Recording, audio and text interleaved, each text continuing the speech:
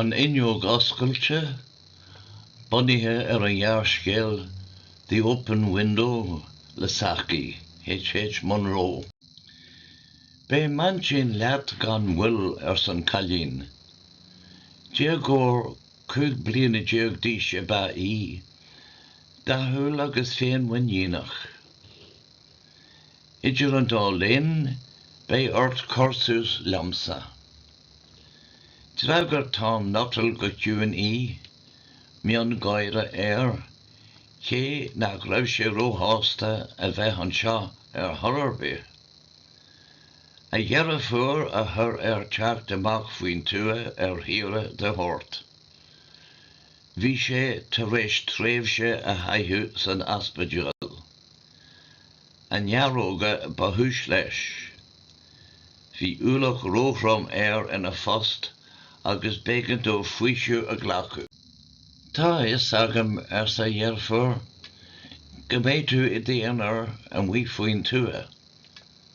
Ní bheith aithne agad ar réine agus éróid de chruúthás níos measa. Tóirthe mé litteráilte dit ó mo háirte. Is daoine deasa iad. An bhfuil aithne agad ar mhórán sa huidige tíre a tír an callín. Níl, is strange ar mé. Se an chéadúr dam an seo. Ma dhearfar a thug a litteráilte dam. Mar sin de, níl mórán óras agat faoi manchin. Tá sé 3 bliana inis ó tharla an trágóid agus ní higann sé an scéal. Ní ghlacann sí go bhfuil athru síl an ó hin. Féach an inniuog sin hall. Nach bhfuil inú ort I a bheith ar oscailt lá fuair saona mar seo. Ní mhaithíam go bhfuil an a fiomra fuair, má thuairm go bhfuil sé go deas teolaí an. An bhfuil éon bhaint ag an inniuog leis an tabaiste, níl a cúthalacht tá leiad ar an chalín. Hasí sí ar a scéal, agus I faoil hán seoil.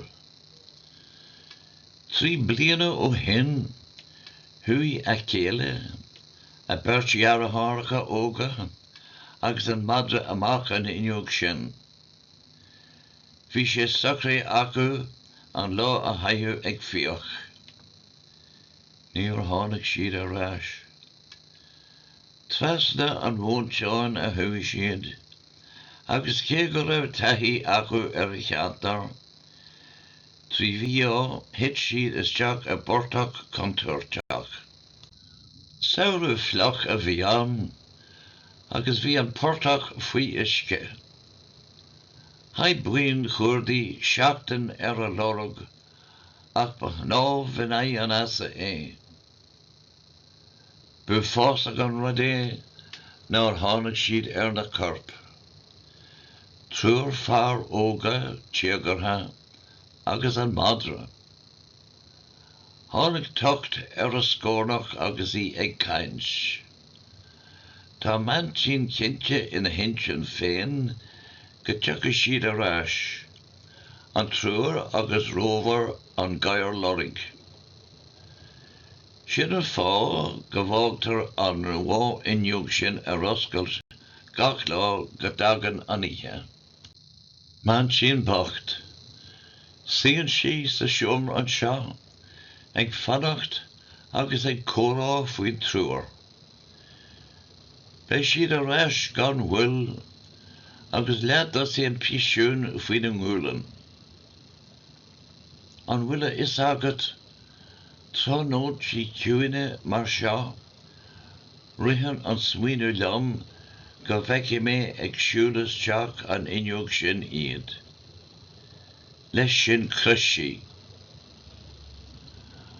Tháinig an tansín isteach sa seomra, fuadar agus fústar fuhí, agus gach leis scéal eici gur an bhfuil orthaí fáilte a thur roimh tám.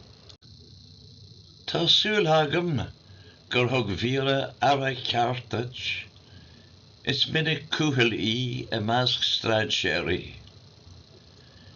Bhí córá simú legan, tá lán óris eici ar an chórsanacht.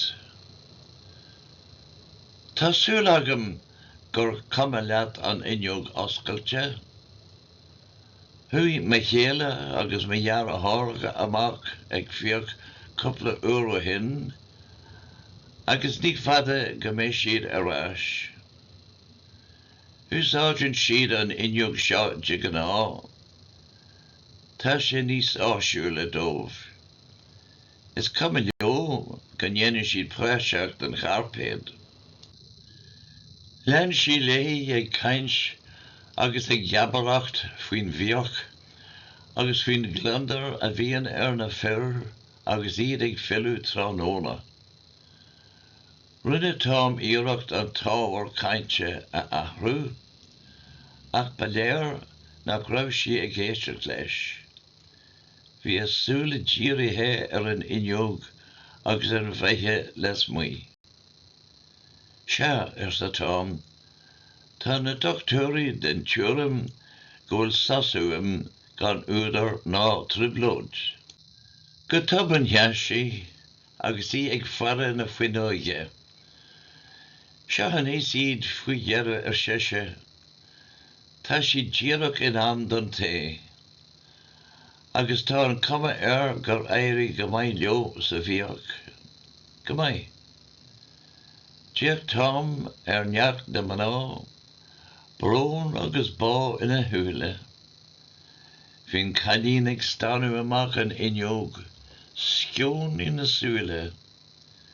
Yes, tám, agus thiantí sé sa trochéile.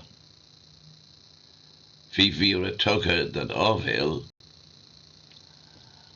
Tháinig sé trí scáil sa cleapolas, na fearraigh teacht ina dro, gunnaí faoin an ascail. Bhí madra gréit rompu. Suas lo go dtí an inneog.